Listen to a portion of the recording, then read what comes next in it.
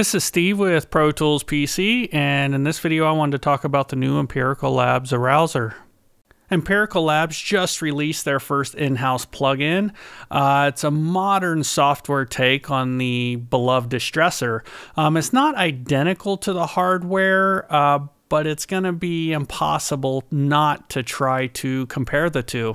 So we can see a majority of the controls are similar, has a similar look to it. But some of the things that jump out as new is there is a 1.5 to 1 and an 8 to 1 ratio added. And instead of nuke, from the Distressor, we got rivet. And then we got a variable attack modification settings, as well as a soft clipping saturation, which actually gets quite a ways into distortion on some signals. I'm way impressed with it. It's got a high pass detector circuit variable where it was fixed on the Distressor, and a built-in sidechain EQ detection circuit, which of course was also fixed on the Distressor. And then we have a blend knob. So we should first note that in the help menu, it does state that the ratio settings of the Arousor are less than what they are in the Distressor. So if you wanted to try to match up settings in a Distressor, it says to use the next setting higher of the Arousor. So in that case, if say you're using a 2 to 1 setting on the Distressor, you would use a 3 to 1 on the Arousor. Or, if you're using a 10 to 1 on the Distressor, then you would be using a 20 to 1 on the Arousor to try to get the settings more closely matched up. So I guess the first thing I was interested in, even more probably immediately than what the new features such as the adjustable attack modification, soft clipping and such, I was interested how it lined up with the original Distressor, sound-wise, setting-wise, those types of things. So I took a drum bus on a track I was doing some stuff on, and inserted both my pair of Distressors as well as the plug-in Arousor, and was kind of A-B and back and forth between the two. I was surprised immediately at how different I had to get the settings to get the sound about the same. Now, I was really impressed how similar I could get the sound between the two, between the Arousor and the Distressor. I took this drum bus here that was being fed out of a plug-in BFD3 through these various auxes and into a bus. One of the buses, I inserted the Arousor, and in the other bus, I just inserted my pair of Distressors. I spent some time dialing them in as close as I could without getting completely scientific with it to try to get them the attack and release feel, the gain levels, all that type of stuff, to jump between the two and be able to hear the similarities between them. And then I also have a video here so you can kind of see the settings, the gain reduction meters on the hardware, that type of stuff as well, so you can kind of get a feel between the two in this scenario where there's a decent amount of gain reduction. Not too bad though. Obviously the Distressors are capable of a lot more, but I thought this was a nice way to kind of compare them and test them out.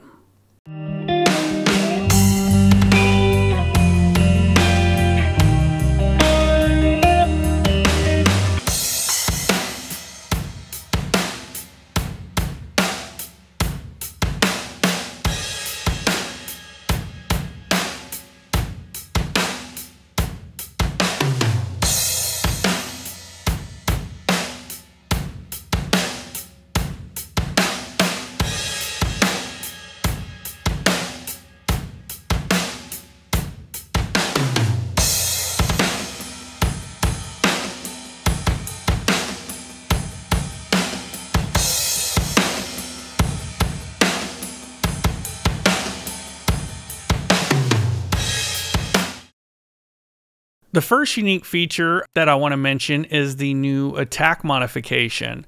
All compressors, hardware compressors, have this in some form, but it's always fixed. Here they went a little engineering crazy to our benefit and made it variable. Its purpose is to lengthen the initial attack time, especially on transient material. So in a way, I guess you could say it slows the attack time on highly transient material to let the transients come through without getting squashed. It has the ability to give the transients more time to come through than what it would be if you just set the attack time slower, for instance. It has a completely different feel going on than what you're exactly doing with the attack time on the compressor parameter. So on this example, I went through and I took a snare and a track.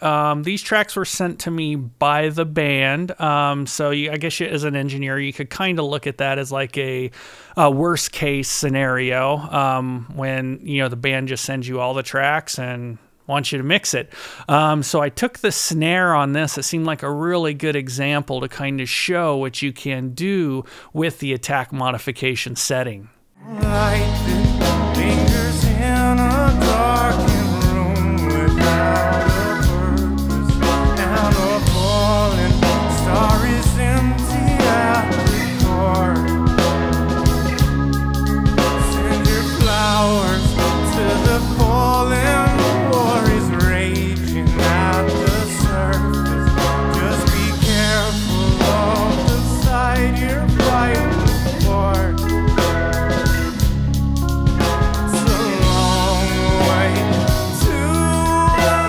So here we can see immediately what it can do on the snare. The snare was a bit thin and ringy, and cranking up the attack modification on it really fattened it up and gave it a bit more urgency, in my opinion. But you can hear through the example how I'm kind of going from high to low settings to kind of show the difference between it. At first with it off and then turning it pretty high, I didn't seem to notice a huge amount of difference, but the minute it goes back to low again, you can really notice the difference of how that the snare just doesn't feel as fat just immediately from dropping like that. I'm really liking what this attack modification setting can do on drums.